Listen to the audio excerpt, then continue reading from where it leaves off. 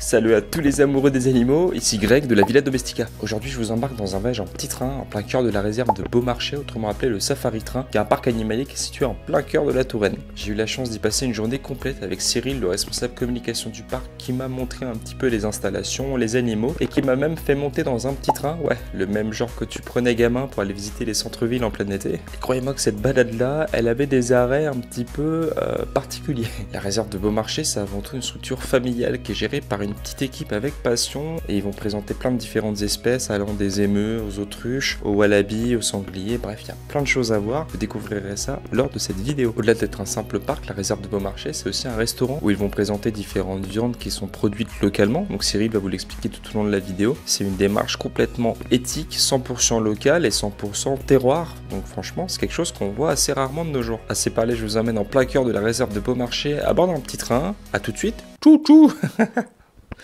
Alors, bienvenue à la réserve de Beaumarchais. Elle existe depuis les années 90, même si avant c'était que avec des sangliers et ça se faisait à pied. La visite au tout début et puis vu l'engouement et le succès, ça s'est agrandi. Il y a eu plusieurs autres animaux qui ont été rajoutés. Puis après, vu comment c'est devenu grand, il a fallu faire la visite en train. Vous verrez dans le reportage qu'on a plusieurs types d'animaux. On a des sangliers, c'est les plus nombreux dans le parc. On a des cerfs et des biches et lafs.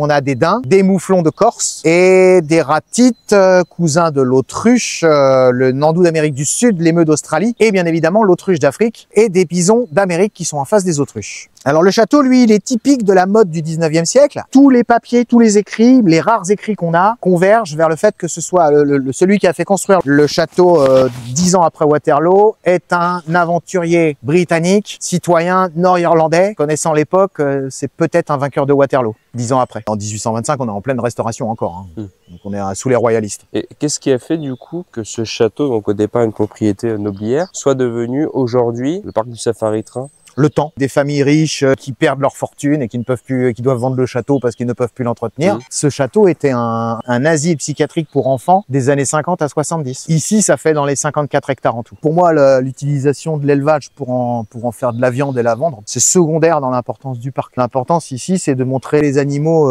qui sont en très bonne santé et heureux de vivre et de montrer qu'on s'en occupe bien. Moi, ce qui compte pour moi, c'est de rendre les gens heureux. Parce que quand tu apprends des choses aux gens, en fait, moi j'ai été guide, on a beaucoup de nous, on a été guide. C'est un boulot en or, c'est d'apprendre des choses aux gens. Et quand tu fais ça, les gens ils te le rendent. Et quand tu te prends d'affection pour le parc et pour tes animaux, c'est encore mieux. Et on a des fidèles qui reviennent par centaines tous les ans. Ça paraît pas comme ça, mais c'est très difficile à entretenir parce qu'on est une entreprise familiale avec de faibles moyens et c'est très compliqué. On est un parc qui a quasiment atteint, compte les gratuits dedans, 60 000 visiteurs à la grande année 2023. On veut rajouter une mini-ferme à vertu pédagogique pour les enfants. Il y a 3 parcs à sangliers ici. Non, il y en a même 4. D'accord.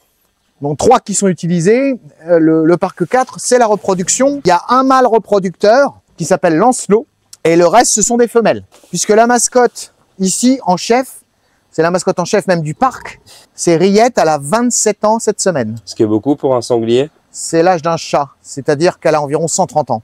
D'accord, donc c'est pas mal. Ouais. Elle a encore la forme? Ça va? Ouais. Elle est passée par des périodes plus sombres, mais là, je pense que ça va. D'accord. Donc on a 2 femelles ménopausées qui ne font plus de bébés, qui sont beaux yeux et Riette. D'accord. Sinon, toutes les autres sont non reproductrices. Il faut savoir que la femelle garde les bébés dans le ventre 3 mois, 3 semaines, 3 jours. Donc c'est une gestation assez rapide pour un animal de cette taille. Sachant qu'il n'y a pas qu'un seul marcassin qui naît, j'imagine. Voilà, il y en a toujours quelque chose comme en moyenne 8. La portée qu'on voit là, dont il en reste plus que 6, il y en avait au moins 10 au départ, si ce n'est 11. Les bébés de nos mascottes font un circuit et se retrouvent à la fin dans le parc numéro 1. D'accord. Et c'est dans le parc numéro 1 qu'on puise nos besoins au fur et à mesure de la saison pour l'auberge ou la boutique. Alors elle, c'est un peu ma préférée. D'accord. Parce qu'elle est en bas de la hiérarchie, parce qu'elle a une histoire. Elle est née en Sologne. Ils ont sûrement dû tuer la mère, des braconniers ou des chasseurs. Et ils se sont partagés les petits, on pense. D'accord. Le problème, c'est qu'un sanglier, quand ça devient trop gros, s'il est élevé dans le salon, ça commence à faire du dégât. Ouais, c'est un peu... Et donc, au bout d'un moment, quand elle est devenue trop encombrante, ils ont relâché Pascaline dans la forêt de Chambord. Le problème, c'est qu'elle est tombée sur un garde-chasse de Chambord. Donc, le problème, c'est que le temps qu'il charge et qu'il braque, elle était déjà couchée à ses pieds. Parce qu'elle n'avait pas dû voir un humain depuis plusieurs jours et qu'elle devait chercher les siens, quoi. Elle a fait un copain. Et donc, il n'a pas pu la tuer. Il a fait toutes les démarches, les papiers, etc. Et il nous a appelé, nous a dit, vous en voulez? J'en ai une, elle n'est pas comme les autres. Elle a été élevée par les humains. Et c'est la seule qu'on peut caresser avec rillette. Ah, ma fifi. Eh oui. Et comme elle a été élevée par l'homme, bah, ils le sentent les autres. Donc, elle est en bas de la hiérarchie. Et qu'elle est arrivée de l'extérieur du parc, elle est complètement en bas. D'où le fait qu'elle est pas Voilà. avec les autres à l'instant T, quoi. Par contre, elle est plus intelligente que les autres à force de prendre cher tous les jours. Ouais. Bah là, vous voyez que c'est la seule qui s'est mise du côté gauche, alors que tout le monde est du côté droit. Comme ça, elle n'est pas embêtée par celles qui prédominent la compagnie. Ouais. Ça s'appelle une compagnie, Ok. le groupe. Et elle n'est pas embêtée par Lancelot. Donc les bébés, ils ont leur rayure, leur camouflage, qui s'appelle une livrée, comme le camouflage du faon. Il commence à s'estomper à partir de 3 mois, et à 6 mois, il n'y a plus du tout de camouflage. Entre 6 mois et 1 an, ce sont des bêtes rousses, des préadolescents, et après, ce sont des préadultes, des bêtes noires, de 1 an à 1 an et demi, 2 ans. Et après, ça devient des adultes. Ça mange de tout, ça peut se débrouiller. C'est pour ça qu'il prolifère en France, parce que c'est un animal qui peut se débrouiller avec tout ce qu'il a autour de lui, quoi. Ouais, il se démerde, il bouffe les racines, les trucs. Et en plus, s'il a les champs agricoles à porter, bah là. Ouais, il y va à pleine joie, quoi. Ce sont, quand on dit que les sangliers font beaucoup de dégâts dans les cultures agricoles, ce sont eux les responsables, c'est les jeunes. C'est les 3 mois à 1 an qui font des dégâts énormes. Une laie avec ces petits peut te retourner un demi-hectare de maïs dans la nuit. Donc là, c'est la fin du circuit pour les descendants de nos mascottes. Ouais. Comme je te l'ai dit, où on prélève au fur et à mesure les besoins en viande de l'auberge et de la boutique. On est chez les cerfs et les biches. C'est leur parc, je ne sais plus combien, il y a 1,5 hectare, quelque chose comme ça. Et derrière, il y a l'ancien chef des cerfs, Émile, qui vient de perdre ses bois. Donc Émile, il a 16 ans, si je dis pas de bêtises. Il y a 3 cerfs, une dizaine de femelles reproductrices et quelques bichettes et daguets, c'est-à-dire ceux qui sont nés l'année dernière, des bichettes et des daguets. Ils deviennent adultes environ entre 1 an et demi, je vous dirais 2 ans et demi. Et comme tu le vois, ils sont en pleine mue. Ils sont en train de perdre pour ça que leur poil est très laid. C'est qu'ils sont en train de perdre leur poil d'hiver. Donc ça, ce sont avec Belle, qui est derrière, je crois. Ça, ce sont les deux matriarches. Ce sont les 2 chefs, Belle et Rebelle. Alors, du coup, ici, on est dans le parc des Daims, c'est ça? Chez les Daims. La France, c'était un des pays au Moyen-Âge où il y avait le plus de daims. Mais ils ont tellement été surchassés sous la royauté qu'au sortir de la Révolution, on s'est aperçu qu'on n'avait plus un daim dans les forêts de France. Les seuls qui restaient étaient dans des propriétés privées et fermées. Donc, il a été réintroduit d'autres pays d'Europe en France. Et la légende disait qu'il préférait prendre un mâle daim pour la chasse à courre plutôt qu'un cerf. C'était moins dangereux pour les chiens. Donc là, il y a un autre mâle qui attend alors peut-être pas de l'albinisme, mais du leucisme, c'est ça? Exactement. C'est l'inverse de Lancelot, du mélanisme. C'est pas comme l'albinisme, on va dire, entre guillemets, une tare génétique. Alors que Lancelot, c'est un trop plein de pigmentation, de mélanine. Et monsieur Édouard Philippe, il a 2 noms, Tipex et Édouard Philippe. Il a un manque flagrant de pigmentation. C'est complètement l'inverse de Lancelot. Ça est très courant dans la nature, sauf que dans la nature, on n'a pas le temps de les voir parce que vu qu'ils sont dépourvus de camouflage, c'est les premiers à partir. À se faire bouffer, quoi. Leur prédateur dans la nature, c'est le loup, j'imagine, peut-être l'ours? C'était le loup, l'ours. Donc maintenant, il n'y a plus que l'homme. Donc ça fait partie des cervidés comme les cerfs, les chevreuils. Ils ont une particularité, on commence à le voir apparaître sur le poil, c'est que eux gardent leur livrée, même adultes, toute la belle saison. Les points blancs ne disparaissent que sur le camouflage gris du poil d'hiver. Et là, ils commencent à réapparaître. La différence, leurs bois sont palmés. Ça fait une paume de main en haut. C'est pour ça qu'on dit des bois palmés, un peu l'inverse de l'élan. Et ça vit autour de entre 10 et 20 ans. Du coup, là, on est chez les mouflons, Donc là, on est chez les mouflons de Corse, qui est un animal qui a été introduit il y a plus de 10 000 ans dans le bassin méditerranéen. Et c'est un animal qui est très à la mode ces dernières décennies, surtout avec la vague écologiste.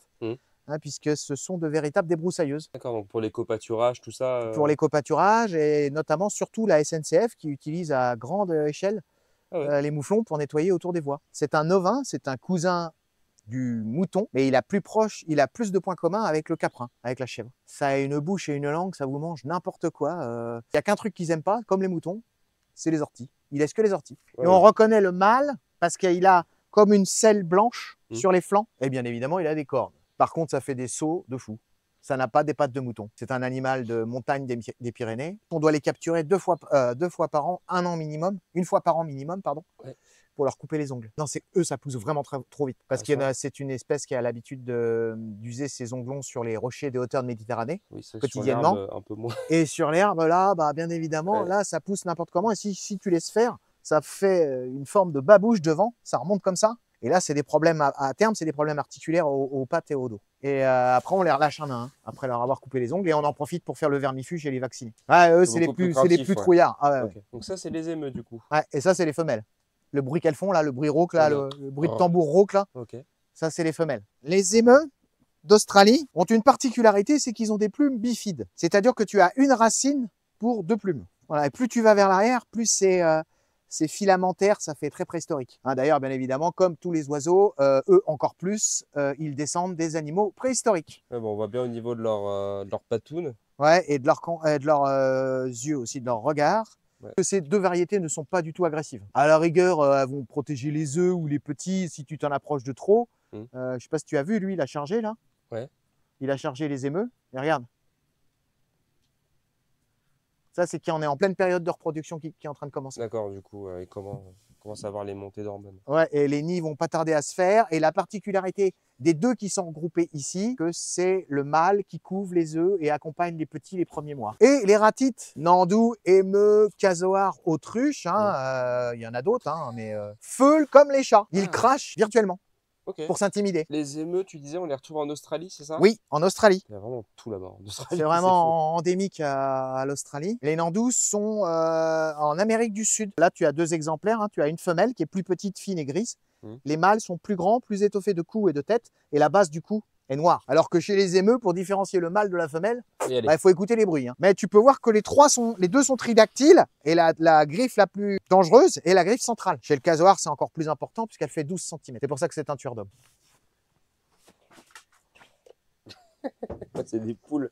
Ils sont d'une précision hors norme. Ah ouais, hein. par contre, j'ai Alors rien que senti sur ma peau. les nandous sont très maladroits. C'est pour ça qu'ils pincent. C'est pas parce qu'ils veulent pincer, c'est qu'ils sont très maladroits. Eux, c'est très rare qu'on se fasse pincer avec eux. Et les 2 variétés vont autour des 45 km/h. Pour les plus rapides, 50 km/h. Donc, Là, nous sommes chez les autruches, le plus grand des ratites. Il faut savoir que ratite, ça veut dire oiseau coureur non volant. Ça pond des œufs de cette dimension et de cette épaisseur. C'est-à-dire que c'est difficilement cassable, surtout pour les bébés. Il y a environ que 4% des bébés qui arrivent à sortir de l'œuf. Oui, parce que cet animal, à part nous, n'a pas de prédateur. Les félins ne se risquent pas à attaquer une ou encore moins plusieurs autruches en bonne santé. Parce que le coup de patte est mortel. Prendre les ergots de Monsieur Chaud-Patate qui est devant là, il y a un prédateur des œufs, qui est un aigle, qui prend un rocher entre ses serres et qui largue au-dessus du nid pour casser l'œuf. Quasiment jamais ils vont risquer d'attaquer une autruche comme Chaud-Patate en pleine forme. Les femelles, en moyenne, elles sont à 90-95 kg. Les mâles, ça peut aller jusqu'à 150. Donc le mâle est noir, alors que la femelle est grise. On rentre en période printemps-été,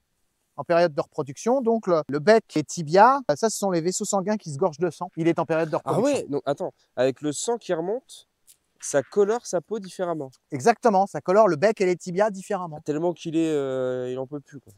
Oh, pas à ce point-là, mais quoique. Ouais, c'est plus les mâles qui sont dominants. Et le temps de gestation, c'est combien de temps? Tu t'es En maquillé? couvaison? C'est le double de la poule. Je sais pas, je dirais un 3 mois. semaines. 3 semaines? 21 jours. Ici, c'est 42. Et ça pour combien d'œufs? Enfin, il y a plusieurs œufs dans le nid. Petite anecdote, c'est là d'où vient la fausse réputation de la peur de l'autruche qui met la tête dans le trou. Oui, C'est qu'en fait, comme d'habitude, les premiers colons blancs qui sont arrivés, ils sont plus intelligents que les autres. Ils ont vu une autruche en train de remuer les œufs dans son nid. Ce qui fait qu'on ne voyait plus la tête. Parce que le nid est un trou dans le sable, ou dans le désert, dans le Sahara ou dans la savane. Ça va à 70 à l'heure, comme je te l'ai dit tout à l'heure. Ah, c'est des raptors. 80 en pointe pour les plus rapides. Eux, ce sont en plus des marathoniens. Ils sont capables de courir 50 km à 55 km/h. C'est pour ça que ça n'a pas de prédateur. On est associé avec un éleveur d'autruches qui s'appelle l'autruche gauloise. Il essaie de nous rendre, il se garde le reste à des bébés pour lui et il nous rend une quinzaine de bébés autruches entre fin mai et fin juin. Ouais, quand même. Et qui sont après pour la saison, pour que les gens les voient à la cabane là-bas. Donc là, nous sommes chez les bisons d'Amérique, qui est une espèce qui avait quasiment disparu. Début du 19e, il y avait 70 millions de bisons. 95 ans, on est passé de 70 millions à 700 bisons. Et puis les colons qui arrivaient à l'ouest, qui n'avaient rien à manger, qui tombaient sur les troupeaux de bisons. Il y en avait même qui affrétaient des trains pour le sport et qui tiraient depuis le train. En plus, la chair est très bonne, mais des fois, ils les tuaient pour se faire 2 steaks. Donc il faut imaginer pour les Indiens la tristesse et la rancœur que ça devait être quand c'était leur mode de vie et leur mode de subsistance, de voir les Blancs arriver et tout éradiquer. Comment est-ce qu'ils ont réussi à faire remonter cette population? Bah, ils sont repartis d'une population avec un haut taux de consanguinité qu'ils ont réussi Oui. à diversifier. Mais comment? Bah, Si t'as que 700 qui sont de la même famille, comment tu diversifies ça? c'est une très bonne question, je me la suis toujours posée, j'ai pas la réponse. Alors je vous coupe dans la vidéo, mais après quelques recherches, il s'avère que les bisons d'Amérique, ils ont bien failli disparaître. Bon, le tournant, c'est grâce à quelques ranchers, des zoologistes et même Theodore Roosevelt, le président lui-même, tranquille, qui ont lancé les premières initiatives de conservation. Donc des élevages privés ont permis de maintenir la génétique pendant que des réserves naturelles étaient créées, comme par exemple le parc de Yellowstone, qui est un des derniers troupeaux sauvages qui a été protégé. Aujourd'hui, on estime qu'il y a environ 500 000 bisons sur le continent américain, majoritairement en élevage, ce qui permet à la fois la conservation de l'espèce et une consommation encadrée de leur viande, d'ailleurs plus maigre et riche en protéines que celle du bœuf. Et je vous mets évidemment toutes les sources de mes recherches dans la description de la vidéo. Allez, on y retourne. Donc ça va à 45 km/h quand même, c'est d'une puissance hors norme. Bon alors, il faut savoir que les femelles, elles font dans les 450. Brutus fait le double, mais lui est d'une puissance incroyable. Une fois, je le vois, quand il est heureux, il court en diagonale dans le parc en sautant les 4 fers en l'air en même temps, à 40 km/h. Une démonstration de puissance. Et quand il joue avec un tronc d'arbre... Déjà jouer avec un tronc d'arbre, voilà. Ouais, voilà. Déjà. Sauf que pour lui, c'était une allumette. Alors les Indiens les utilisaient pour tout, ne serait-ce que la viande. Viande fraîche d'été, viande séchée d'hiver. Ils faisaient fondre les sabots pour faire de la colle. La queue servait de anti-mouche, Ok. comme chez eux. Ouais. Et bien évidemment, la peau et la laine pour faire les vêtements, les tipis, etc. Ouais, donc c'était vraiment l'animal de base. C'est la ressource de base. Tu vois qu'il a une bosse qui est beaucoup plus prononcée que les femelles. C'est parce qu'il est plus gros. C'est la colonne vertébrale qui fabrique un levier, un contrepoids, parce que sinon, il marcherait la tête en bas. Ils en mourraient. Ah, à ce point-là? Ouais. Ah, j'aurais pensé que c'était limite le si muscle tu veux, mais... il fait 950 kg, sa tête doit faire plus de 100 kg. Et dans la nature, ces prédateurs, c'est? À part l'homme? Les loups, je pense. Les loups, ouais. Ouais. Bah, vu comment ça pullulait avant l'arrivée de l'homme blanc, ça veut dire qu'il n'y avait pas beaucoup de prédateurs. On a agrandi l'espace des wallabies pour l'hiver, mais tout l'hiver, ils peuvent jouir de l'aire de jeu. Oh, il y a un tout petit, il y en a encore un autre là-bas. C'est un petit cousin, bien évidemment, du kangourou. La femelle peut avoir 3 enfants. Elle peut en avoir un adolescent avec elle qui est dehors, un dans la poche et un en fœtus. Ça mange grosso modo comme un lapin. On leur donne de la nourriture lapin, concombre, courgettes, endives. Il faut juste une autorisation préfectorale et avoir assez de surface pour l'accueillir. Donc ça reste des animaux qui sont pas si compliqués de détention, entre guillemets, non. À avoir chez soi. Combien de mètres carrés qu'il faut? Je te dirais des bêtises, je crois que c'est 200 mètres carrés, quelque chose comme ça. C'est pas si grand en fait, quoi. Ouais, il faut au moins 1,80 m. C'est des gros fugueurs. Il y en a un des mâles là, un des vieux mâles. Il essaie toujours de s'en aller. Je l'ai appelé Escape Game. Les mâles ont le museau un peu plus allongé que les femelles. Bah merci à toi pour l'accueil en tout cas. Ben de rien, c'était un plaisir. Et voilà, c'est fini pour ce reportage en plein cœur de la réserve de Beaumarchais. Je remercie encore Cyril et Damien qui m'ont accueilli pendant toute cette journée et qui ont été très pédagogues avec moi, qui m'ont un petit peu tout expliqué pour que je puisse tout documenter dans cette vidéo. Si vous avez d'ailleurs envie d'aller découvrir la réserve de Beaumarchais, que vous habitiez à côté, vous êtes de passage, je vous mets toutes les informations de ce parc-là dans la description de cette vidéo. Et d'ailleurs, n'oubliez pas de vous abonner à cette chaîne-là si la vidéo vous a plu, laissez un petit like et votre meilleur commentaire sur ce que vous avez pensé de la réserve de Beaumarchais. Moi, je vous donne rendez-vous pour de prochaines vidéos et je vous invite également à aller voir mes anciennes vidéos type reportage ou alors des discussions autour de certains sujets animaliers. Et pour les plus curieux d'entre vous, restez bien accrochés parce que Cyril va vous présenter le fou pigeonnier qui est présent à la réserve de Beaumarchais et en quoi il était un outil stratégique au 19e siècle lorsqu'il a été construit. Sur ce, je vous souhaite une bonne fin de vidéo. À très bientôt. Ciao. Ouais, donc tu voulais nous parler d'un pigeonnier. Alors, à vrai dire, c'est un faux pigeonnier, puisque comme le château et toutes les autres bâtisses, il a été construit début 19e. À cette époque-là, début 19e siècle, on n'a plus l'utilité d'avoir des pigeons. Il y en a déjà bien assez. Et ben, c'était pour paraître comme les autres. Fallait avoir quelque chose en forme de pigeonnier. Mais ils n'avaient pas l'utilité d'un pigeonnier, donc ils ont fait une étable circulaire en forme de pigeonnier. Les pigeonniers, à l'époque, étaient synonymes de pouvoir et de richesse. Dans un pigeonnier, ce que tu n'as pas là, tu as des dizaines, si ce n'est des centaines de niches, de trous, qu'on appelle des boulins. Le nombre de boulins déterminait le nombre d'arts de ta propriété et en plus, quel est le fertilisant le plus efficace et le plus cher à l'époque? C'est la colombine, la merde de pigeon. Donc, il centralisait la merde qui tombait des boulins et il la récoltait au centre du pigeonnier.